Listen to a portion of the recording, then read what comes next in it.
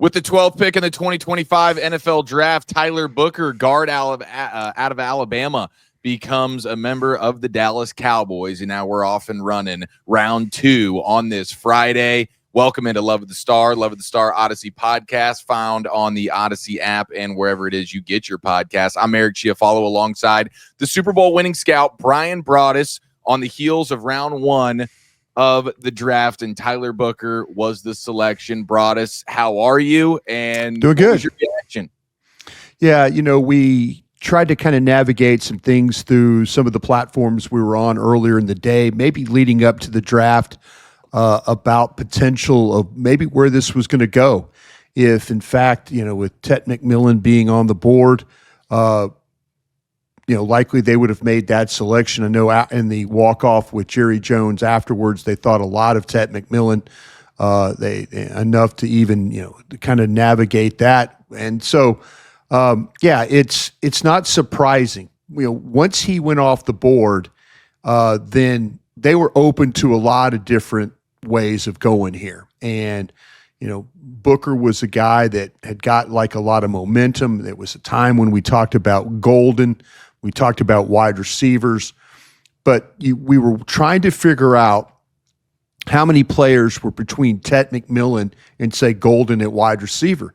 And obviously they had Booker and others kind of slotted in that area. And they felt that it was important enough for them to make that pick. They love the character of the kid. They love the fact he's played in huge games at Alabama. Really a plug-and-play type of player, massive guy, good feet, second level, all those things that you kind of are looking at for what you want to do with your offense.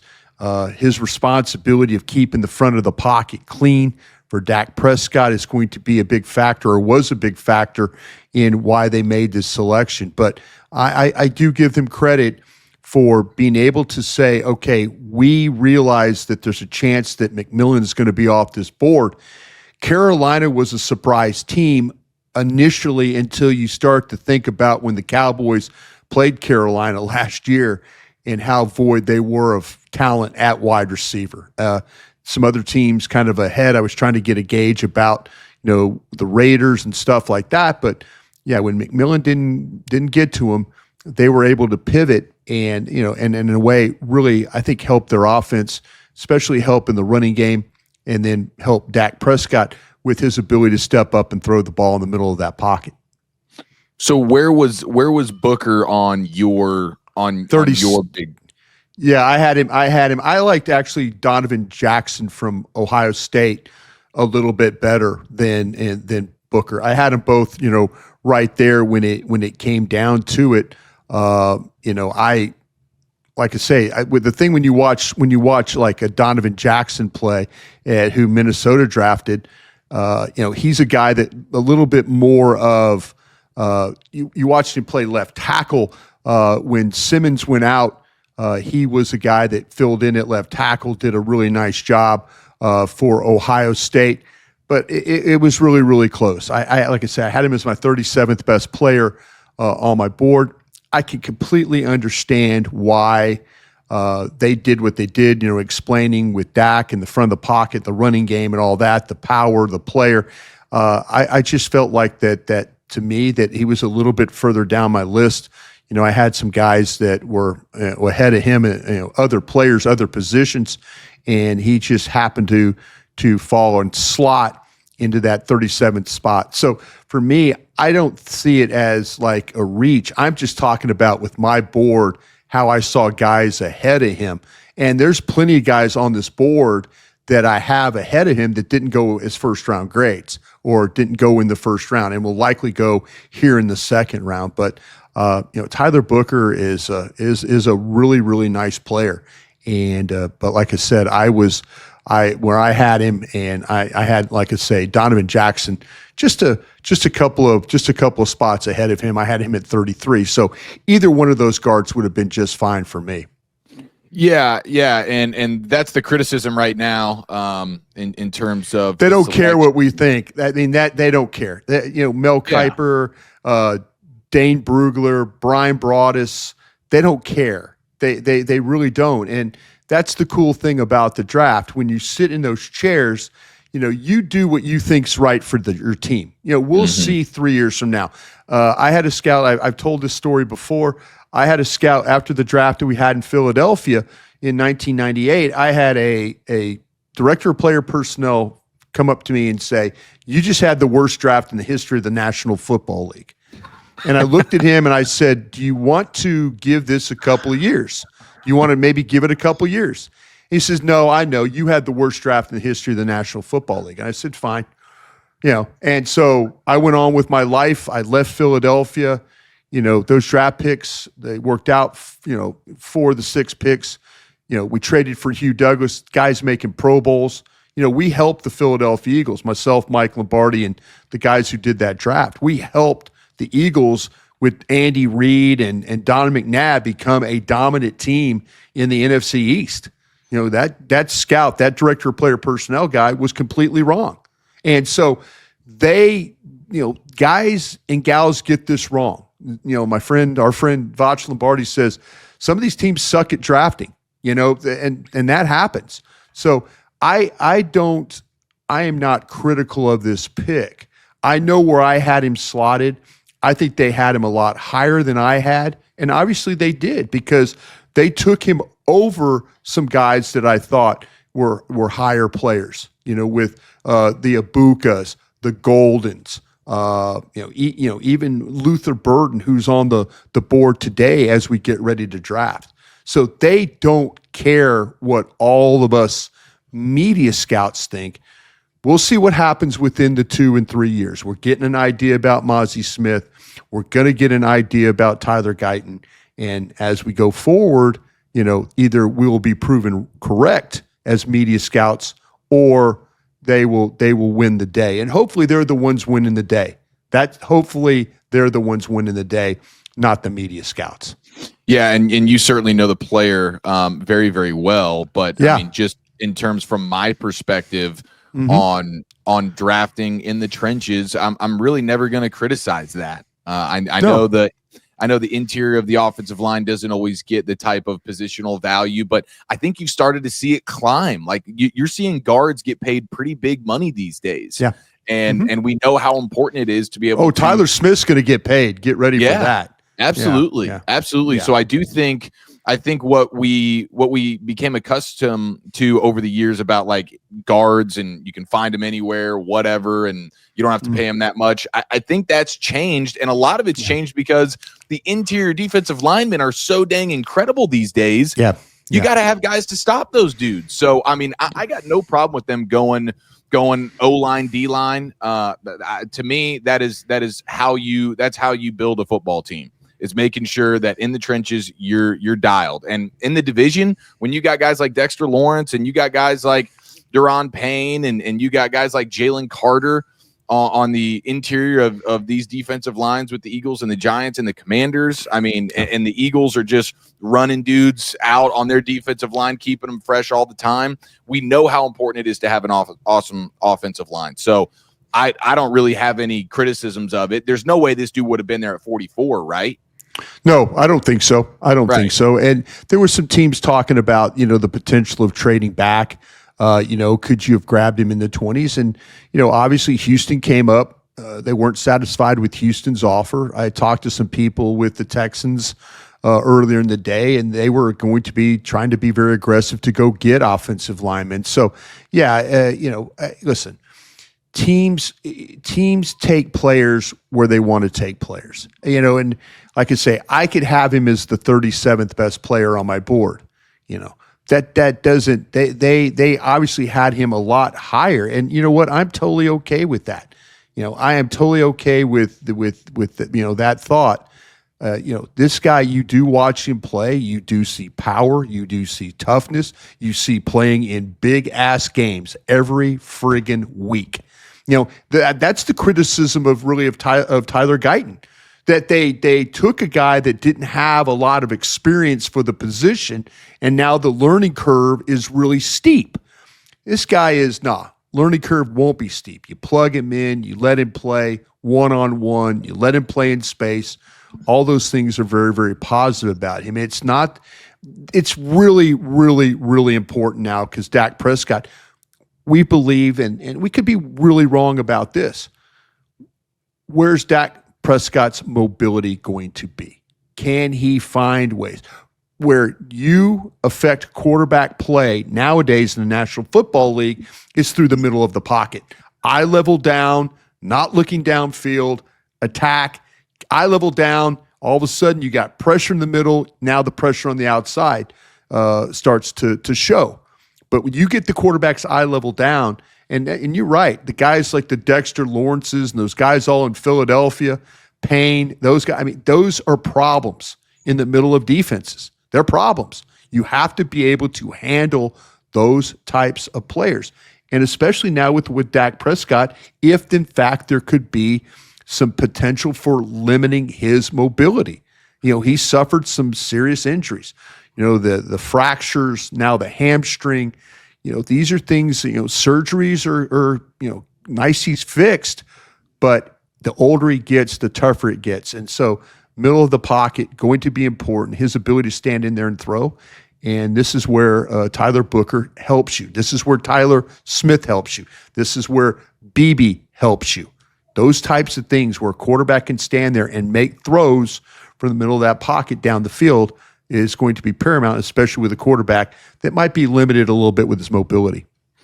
So what would be some of the limitations to Booker? Like, you have him at 37. What would have made him a first-round grade?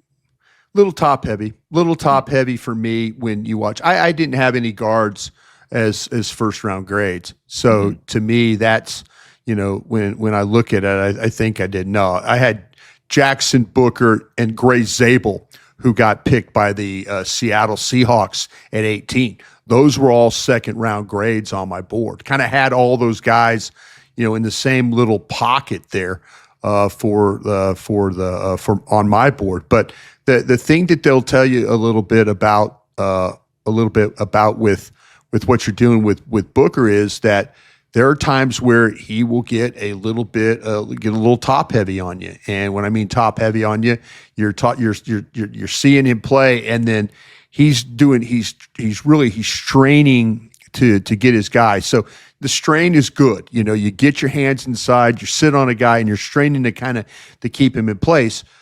But all of a sudden he gets a little over the tops of his feet. And, you know, but that's something that every offensive lineman deals with that. So he's got to be careful not to put himself in those positions where he gets over the tops of those feet. But the body control and the balance and stuff like that, you know, and I think that's the things that you kind of, you know, that people have talked about with him a little bit too.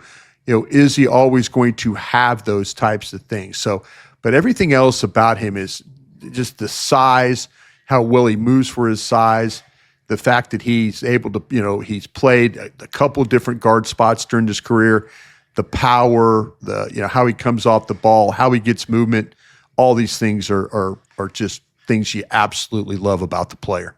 Yeah, and something I love even more about it, one, the track record of the Cowboys generally when they take an offensive lineman in the first round, that's a guy that ends up panning out. Yeah. Secondly, I think now the way they've built this coaching staff with Clayton Adams, his offensive line background now as the OC, plus Connor Riley, O-line coach from K-State coming in, and what he's done in terms of developing talent throughout his career in the college ranks. I think from a coaching perspective, I mean, there's reason to be optimistic about everybody on this offensive line getting hopefully at least a little bit better with this new coaching staff and with the new scheme and everything like that. And so I think for a guy like Booker stepping into guys like Clayton Adams and Connor Riley, to me, that's a great scenario for him. And I think they'll be able to develop the heck out of him. He's got the nastiness. I love the size factor. Like you got a giant monster now. Right there at that guard spot. And do you imagine this is a surefire plug and play starter? This guy. There's no question about this kid. Like I said, he's made a lot of starts at Alabama. He's played left and right. You know, I kind of feel like that he will be, you know, ready to go. There's no the learning curve for him, I don't think, is really very, very steep. Like I said, with Guyton, not a lot of games. And it was very evident. And no, this kid is buttoned up. He's ready to go. You talk to people at Alabama about him. He's just a hard worker, gives you everything he has, leader, captain, everything about him is top shelf with coming from folks down there at Alabama. Will McClay, the last couple of drafts, let's be honest, felt like they've drafted a couple of guys that really didn't love football, and there's maturity issues now you're dealing with Guyton. I think there was a big emphasis on, listen, we're going to take guys that really, really love the game of football. And it sounds very funny to say, how do you draft somebody that doesn't love football? But the Cowboys kind of strayed away from that a little bit. Maybe some coaches got involved. Maybe some scouts brought some things up. Ultimately, though, we'll see what happens with Mozzie Smith. We'll see what happens with Guyton. You hope that there's some type of a little bit of a jump there. But if not, you've got to move on and then make sure that you have guys in place. But this seems like that guy that really all the boxes are checked about him, the character, the leadership, the playability are all things that are very, very positive. All right, you're listening to the Love of the Star podcast. Love of the Star is an Audacy podcast, and you can find it on the Audacy app or wherever you get your podcasts. Now, anything that stood out to you just in the top 10 or round 1 that you would like to flesh out a little bit before we start taking a look at what's in store for us tonight for round 2 and 3? Yeah, I was really I thought Jacksonville did an outstanding job. Where they were positioned at 5, they went out and they helped their quarterback. And they were going to help their quarterback a couple of different ways. And I know on our show on 105.3 The Fan, I felt like I had Jacksonville pretty wired. I talked about them potentially going up to 2 to going to get Hunter. That's how it ended up for them. They could have sat there and picked Genty at 5, positional value. I know people would question that, but that helps their quarterback. If they drop back, maybe they drop back a couple of spots where they were able to get McMillan. That was part of their plan. So I think the execution of what Jacksonville was able to do was really, really impressive. I think that Josh Simmons, the offensive tackle from Ohio State, who Kansas City took at 32, is going to be an all-pro player. And I know there were some questions, maybe not so much about the patella, but questions about off-the-field character, things like that. I think Andy Reid, that group at Kansas City, that's a veteran team. That's a team that knows how to win. That's a team that has a really, really good locker room. I think Andy Reid stole one here. I really, really do. I'm surprised that Luther Burden from Missouri is still on the board as we talk. If you're a Dallas Cowboys fan and you're thinking about running back here, which Jerry Jones late last night was talking about that running back is going to be an early thought here for the Cowboys. So let's see what happens here. I think they're working on a trade for Breece Hall from the Jets. If maybe we get some, if in fact that they go a different position at 44, maybe they go the corner route. But running back seems to be very early on their minds. But let's see if they could get this Breece Hall deal done with the Jets. That's something I know that they've been working on. But they were adamant late last night that they're going to try and address this running back situation. So you got the offensive line coach, you've got the coordinator, you've got a big-time blocker up front, and now go get that running back. And now you've really helped Dak Prescott. Wide receiver could absolutely be in play here. Like I say, I think the Cowboys are more comfortable taking Burden here now in the second round if it gets to him at 44. But there's quality all across this board right now, and there'll be quality in the second and third round. There'll be a lot of players we're talking about that have really, really good value, maybe better value than where they were picked. So Breece Hall, that's interesting. You think the Cowboys are kicking those tires? Well, what would that I don't know compensation right now. There might be some talk of a pick swap. That maybe the Jets, Cowboys, maybe there's something there, a pick swap. We'll see what happens. They got all those 5th round picks and stuff like that. But I know that they're working on the Breece Hall stuff. That is legitimate. That is legitimate stuff right there. But like I said, Jerry Jones, he told us, hey, I'm working on some stuff. I think Breece Hall would be a nice addition here. But if it doesn't get done, keep in mind at 44, if one of those backs is on that board, if somehow, I think Henderson's going off the board early. You know me, I really like Johnson from Iowa. If he were to be there, Sampson from Tennessee, there's some explosive players in this draft. So at 44, boy, it'd be hard for me to pass Luther Burden at wide receiver. You know, I got to think about the corners too, with Ravel at East Carolina. You know, I think about Morrison. I think those guys came down because some people had some concerns about, you know, with the knee, the hip, you know, how ready would they be? I think some things happened to some of these guys, during the draft. Like I say, the character stuff. A lot of teams were like worried about character. I mentioned Josh Simmons, why him sliding all the way down. If you're a Kansas City Chief fan, you got the best offensive tackle in the draft, in my opinion. Yeah, that's a huge win for Kansas City. Absolutely. It is. Yeah. Okay, so what would you prefer? Would you like to see them go ahead and mess around? Well, let me ask you this: how hell bent do you think they're going to be on trying to recoup that 4th round pick they don't have? I don't think right now they really are. Okay. I don't think so. I don't get the feeling. I get the feeling that they're going to stand there at 44, and if the player that they really like, with the hope of it being a running back, it just depends on how far the Breece Hall stuff gets going. You know, are they to the point where the Jets are willing to say, yeah, we're going to move on here. You know, we're going to move on. We'll be fine with this, you know. So new coaching staff, a lot of newness going on there with the Jets. So, you know, you got to take advantage of teams that have new coaches, new front office. Take advantage of those. They didn't draft those players. You know, if you could get these guys for a song, great, go for it. But the fact that I think this Friday 2nd round sets up really well for Dallas if they want to go a couple of different directions. You know, we could see Luther Burden from Missouri, wide receiver, might be off the board early. I'd love to have him, have a 1st round grade on him. You know, selfishly, I say these things. I think for them, they do like Luther Burden. They have him as one of those guys.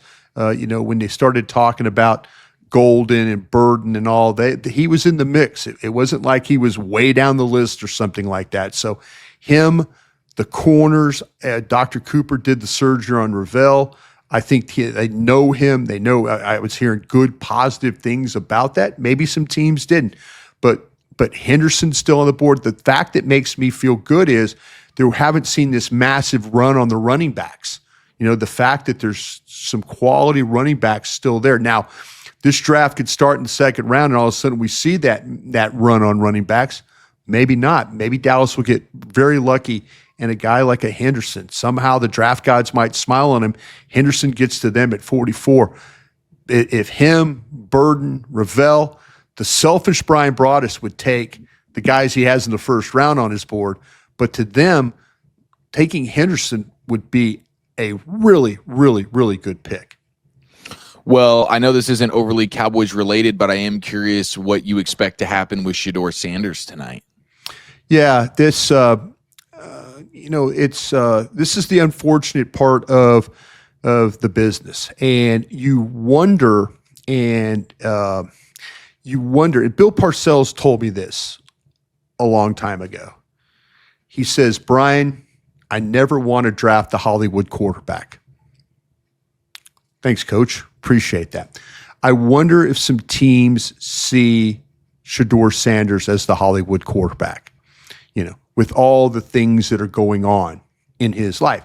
And God bless him. I admire his podcast setup. I admire when walking by it at the Super Bowl, his team that he has, the equipment that he uses. He understands promotion. He understands the media. He understands a lot of things in life, and that's probably a lot because of his dad. His dad is the same very savvy type of guy. But maybe some teams were not interested. You know, when Pittsburgh passed on him, boy, that right there was the punch that I'm like, oh wow, okay. And then the Giants came back in, and I was hearing from my Giants guys throughout the draft, that they absolutely love Jackson Dart. And I'm like, well, they're going, I was off. We're kind of substituting right now. With the show, we got the 7 guys. So I was off for that hour when Jackson Dart trade, when that happened. And I texted the guys in the room and I said, this is Jackson Dart, guys. They're talking about all these. I'm like, guys, this is Jackson Dart is who this is. So the Hollywood quarterback, maybe in perception there, the ability, I had him as the second best corner. The second best quarterback, on my board. I had him at player 20. I think that there's just immense talent with this guy. I think his ability to throw off platform is impressive. His ability to throw to his left is impressive. The touch he has on the ball, the downfield throws that he's able to make, those are all very positive things about him. But I just wonder if he turned off teams and maybe stuff that his dad said early in this campaign or early when we were getting ready for the draft, when he said, there's a select few teams I want him to play for, and there was all that kind of chatter, and teams maybe got turned off by that. Like, fine, we'll go another direction here, but he will get selected today, and it probably will be one of these teams, very, very early in the second round. All right. You're listening to the Love of the Star podcast. Love of the Star is an Audacy podcast, and you can find it on the Audacy app or wherever you get your podcasts. It is time for the Dean Julia mailbag, ladies and gentlemen. Our buddy Brandon Laurie asking a question here as we approach round 2. And really just wondering, is the football character stuff that they've been talking so much about for round 1, do you think that's something that now they'll become a little bit looser on as you get into the different rounds here? Or is this going to be something where they're trying to get high character football loving dudes throughout the entire draft now?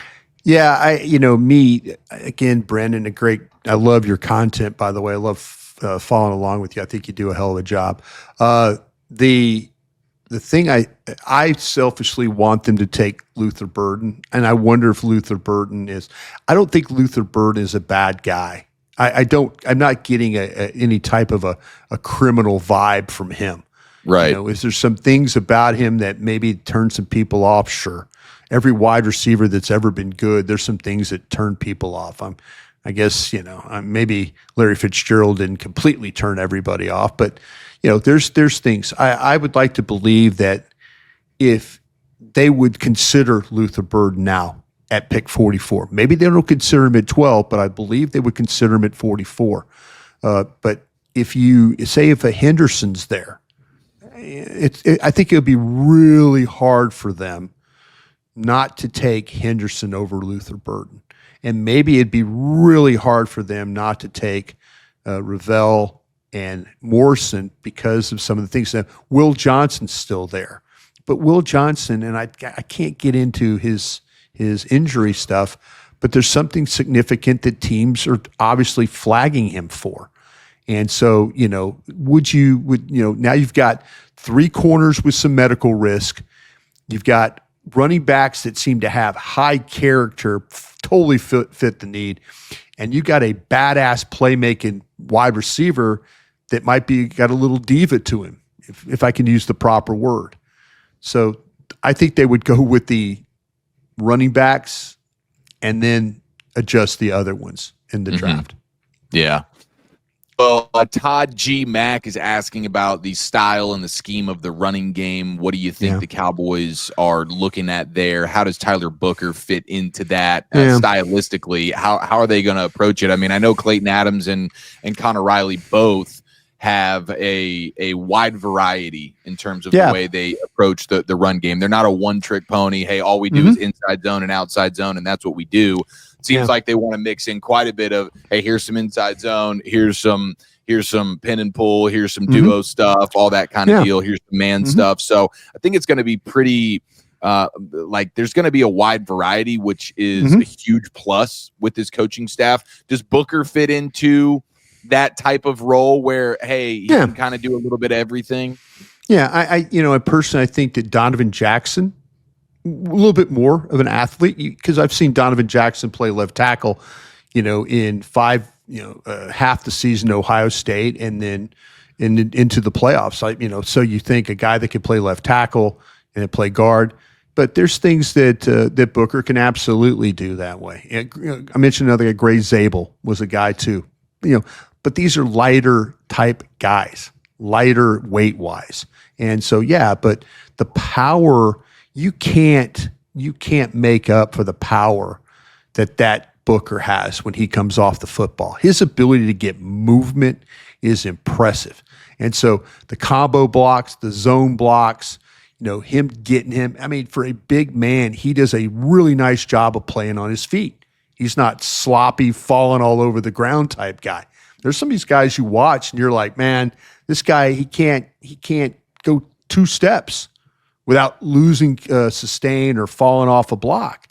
And so, I think he'll be just fine. There's some questions about the overall athletic ability? Sure. Is he better than Jackson and Gray Zabel for athletic ability? I don't think so. That's just my eyes. But this guy will fit what they're asking him to do.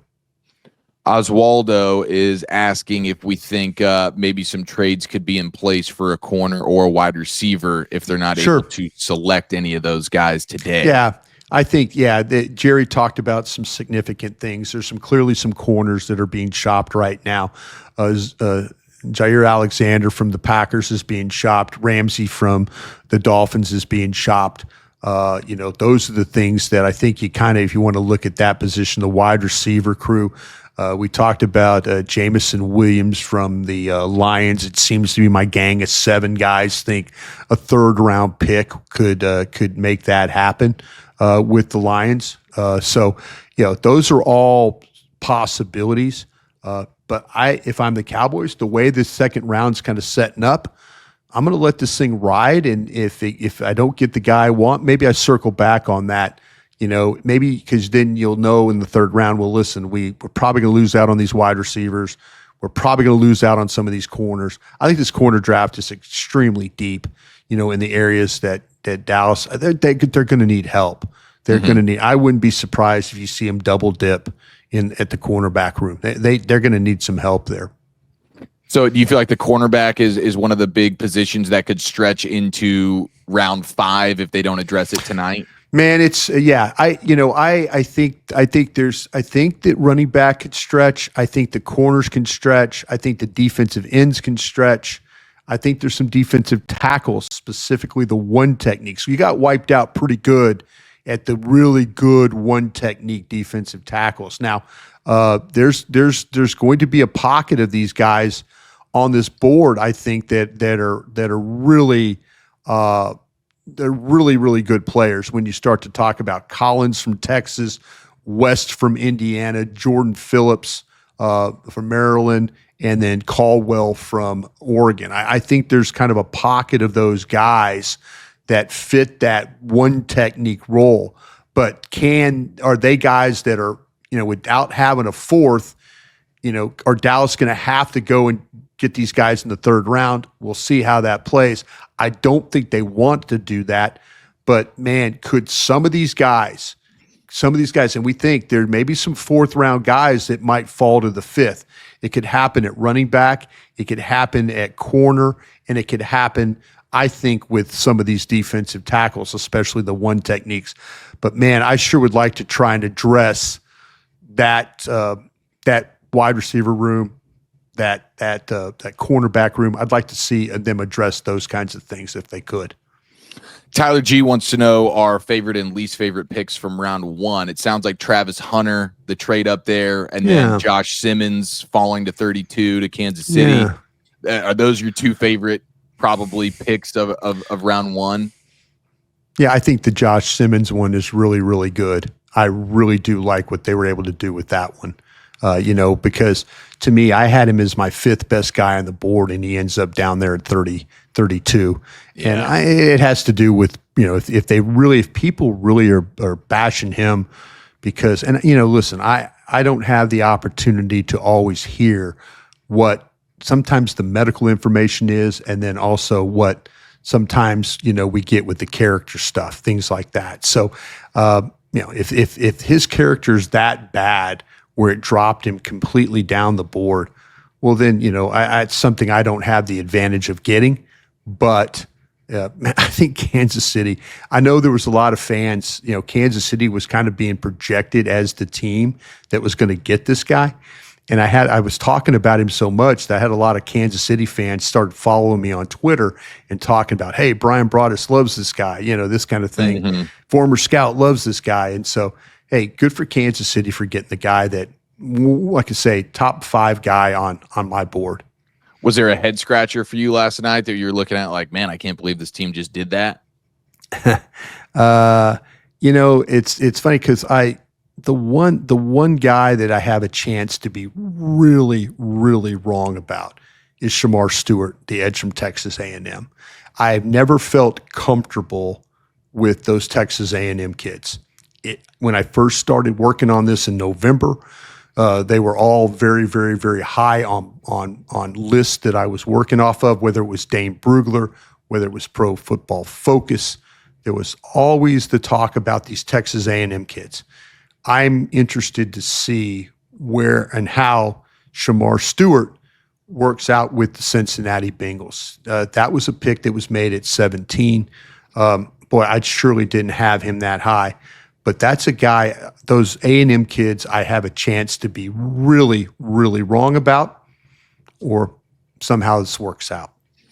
What was the was Jalen Walker one, him slipping down to Atlanta at 15? Was that one of those guys that you were maybe hoping the Cowboys would have just jumped on there at 12? I think he was a consideration. There's a lot of the thing that's fascinating about Walker is that they were his teammates.